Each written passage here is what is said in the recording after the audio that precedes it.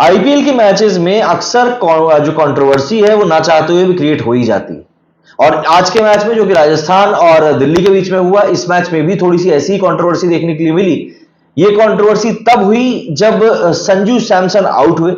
संजू सैमसन का दरअसल जो आउट होना था वो आउट होना इसीलिए कंट्रोवर्सी में आ गया थोड़ा सा, क्योंकि बाउंड्री के ऊपर बिल्कुल कैच किया गया था। और जिस तरीके से मतलब पूरी सिचुएशन बनी ना, उस सिचुएशन को देखकर एक बात क्लियर थी कि भैया जो भी कुछ चीजें यहां पर हुई हैं उन चीजों को देखकर आप ये कह सकते हैं कि यार थोड़ा सा डाउट जरूर जाता है। दरअसल ये आउट को लेकर मैं बात कर रहा हूं, जो आउट संजू सैमसन का दिया गया उसको लेकर मैं बात कर रहा हूं।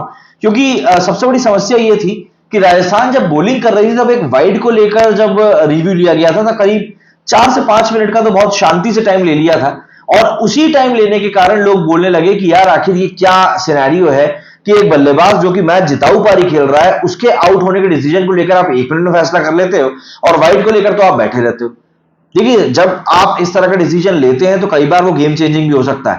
भाई संजू सैमसन जिस तरीके के फॉर्म में आज हिट कर रहे थे, कोई बड़ी बात नहीं कि अगर अपनी टीम को जिता देते, बट काफी सारा ड्रामा हुआ। बहुत तरीके से उसके बारे में थर्ड अंपायर ने बात भी करी। हालांकि जब थर्ड अंपायर ने डिसीजन लिया था तब चीजें उतनी हद तक क्लियर दिख नहीं रही थी कैमरे के ऊपर, बट जब पोस्ट मैच प्रेजेंटेशन सेरेमनी वगैरह हुई और उसमें कुछ फुटेज दिखाए गए तो उसमें एक्स्ट्रा जूम करके दिखाया गया तो एक चीज दिख रही थी क्लियर तौर पर कि यार वो छक्का तो नहीं था। मतलब बाउंड्री रोप से बंदा थोड़ा सा दूर जरूर था और वो बिल्कुल क्लियरली आउट था। बट ये कंट्रोवर्सी क्रिएट हुई और मुझको बस यही लगता है कि अगर आपके पास इतनी टेक्नोलॉजी मौजूद है तो आपको उस टेक्नोलॉजी का बिल्कुल उपयोग करना चाहिए यार। मतलब ये सिचुएशन ना ही क्रिएट हो तो बेहतर होगा। मतलब आज के मैच में संजू सैमसन जिस तरीके से खेल रहा था ना यार, वो बंदा अपनी टीम को बिल्कुल घर पहुंचा देता। और संजू सैमसन का फ्रस्ट्रेट होना, संजू सैमसन का फ्रस्ट्रेट होकर अंपायर से बहस करना, बस मुझे इसीलिए जायज लगता है कि बंदा बस ये चाह रहा था कि आप कंक्लूसिव तरीके से तो ये दिखा दो कम से कम कि नहीं भैया यहाँ पर ये जो आपका आउट हुआ ये बिल्कुल क्लियर तौर पर आउट है। बट अंपायर बस उसी चीज को करने में नाकाम रहे कि वो कंक्लूसिव तरीके से चीज को नहीं दिखा पाए। और क्योंकि वो कंक्लूसिव डेटा के साथ नहीं आ पाए, इसीलिए कहीं ना कहीं पूरी की पूरी कंट्रोवर्सी खड़ी हो गई।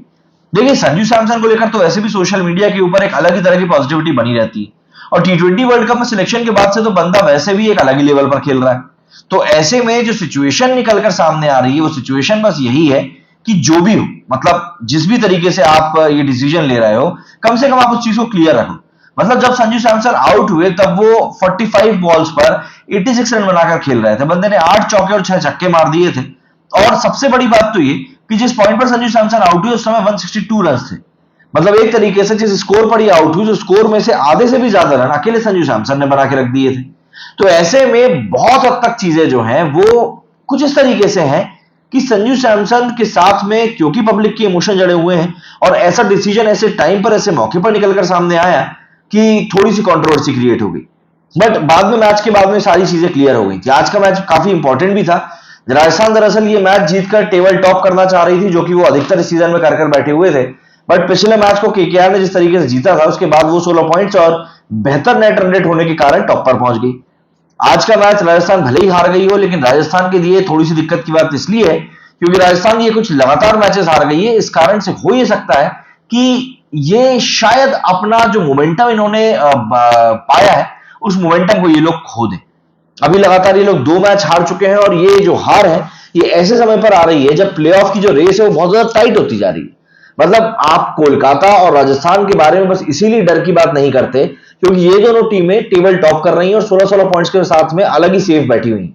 बट अगर हम लोग बाकी की टीमों की बात करें, तीसरे नंबर पर, चौथे नंबर पर, 5वें पर, 6वें पर, इन सारी टीमों के 12-12 पॉइंट्स हैं।